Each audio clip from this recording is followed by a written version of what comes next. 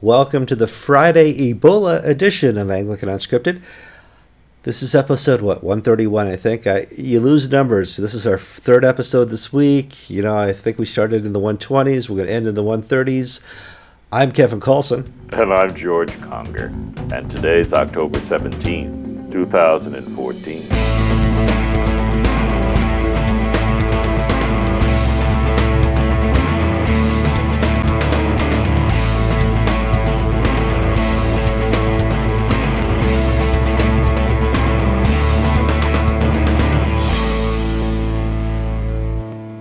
Okay, obviously Monday is the hard-hitting news. Wednesday is more of the theological center of Anglican Unscripted. Friday is whatever we can come up with for the last story of the week. And George and I, like true reporters, go through and we looked at Anglican Ink to see what's a good story to talk about. Nothing really interesting.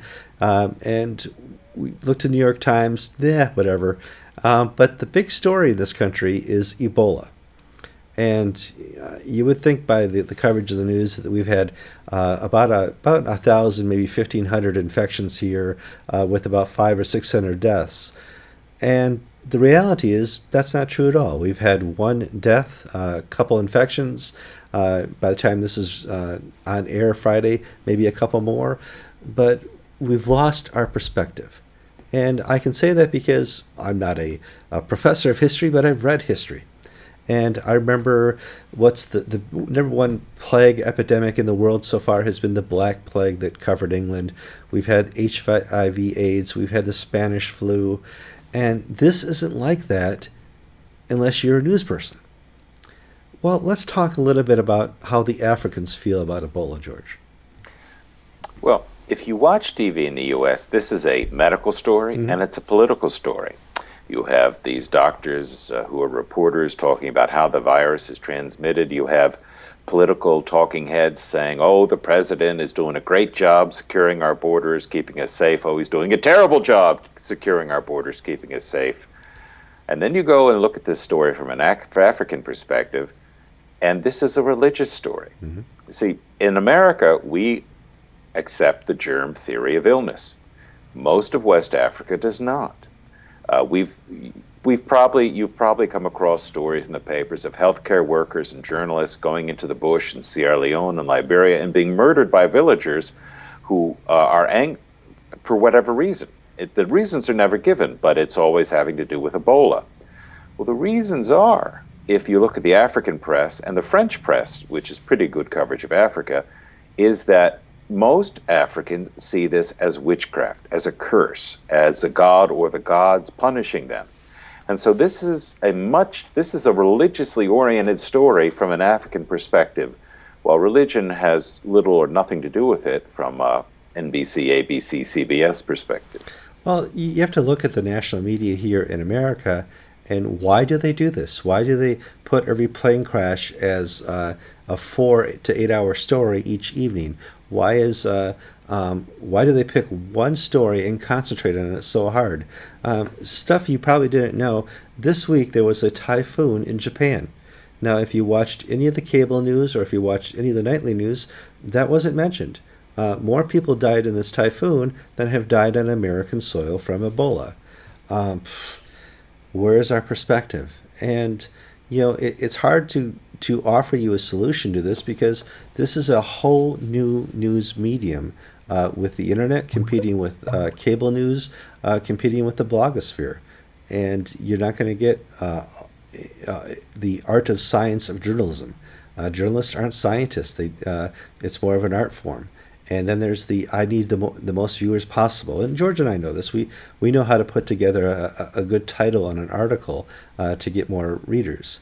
But it's this constant measurement of viewership, ratings, and just blathering the airwaves with the one story. Well, 5 men in New York City are going to come down with AIDS today. That's a statistic that we've seen. There are other epidemics out there in this world that are far deadlier, that are taking a far greater toll on humanity. Malaria, for one, in Africa, and other various diseases. Well, HIV/AIDS is still HIV/AIDS is is continuing to devastate certain population groups and portions of the world. Mhm.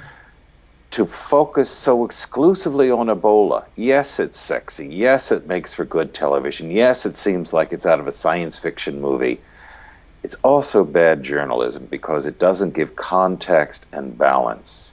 Well, there's also that, but I think the Western, American mindset has this dystopia about them, where the only way this ends is badly. When this is all over, it's not about Jesus coming back. It's not about left behind rapturism. It's about zombieism, and that everybody from Washington D.C. to San Francisco is going to be living dead. And let me tell you right now, you already are. If you're not a Christian and worshiping the sovereign God, you are the living dead. All the germs are whatnot. But how do we change this culture of dystopia where we can't wait for the next bad thing to happen? I don't have an answer for you because you and me feed this dystopia by watching the nightly news when they play 24/7 coverage of plane crashes, Ebola, uh, Katrina, whatever it may be. It's sickening that we're feeding it.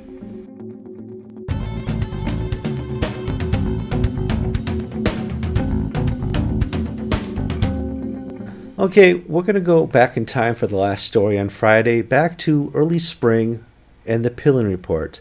If you weren't paying attention back then or weren't a viewer of the show, the House of Bishops and the Church of England said we need to work out the sexual problem we have. We don't know where we stand or where we want to stand on things like homosexuality, same-sex attraction, dogs and cats living together, that whole type of thing. So we need to get some people together to write a report. They got together, they wrote a report. It's called the Pilling Report.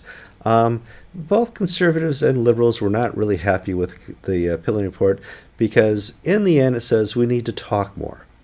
And George and I have been in Anglicanism long enough to know that talking is the only answer, but never the solution. We've watched Ndaba, we watched meeting after meeting, primate meeting after primate meeting, and at the end of the day, nobody wants to make the ultimate decision. And we've come now to the point where the House of Bishops and the Church of England are going to do the facilitated talking process. And but before they do that, they want to put out press releases, letting the people know what they're going to talk about, how they're going to talk about it, and what decisions and conclusions they have made before they talk about it. What do we have on tape for this, George? Well, the fix is in. The parameters or the guidelines of the Pilling Report put out by the House of Bishops have been subtly changed. And the conservative evangelical group Reform has basically said, look, this is now nonsense, because what's happening is that no one position is privileged over another, meaning that the church's formal official teachings have no greater merit or validity than the latest craziest notions from somebody about dogs and cats and everything. Mm-hmm. And this is just not what was agreed to.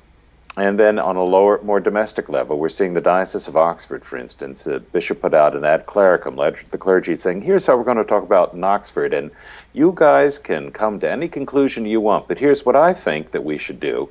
And I believe that this is a justice issue, that we must back gay marriage, that the young people we're losing them, and unless we back gay marriage, the people are going to stay away from the churches.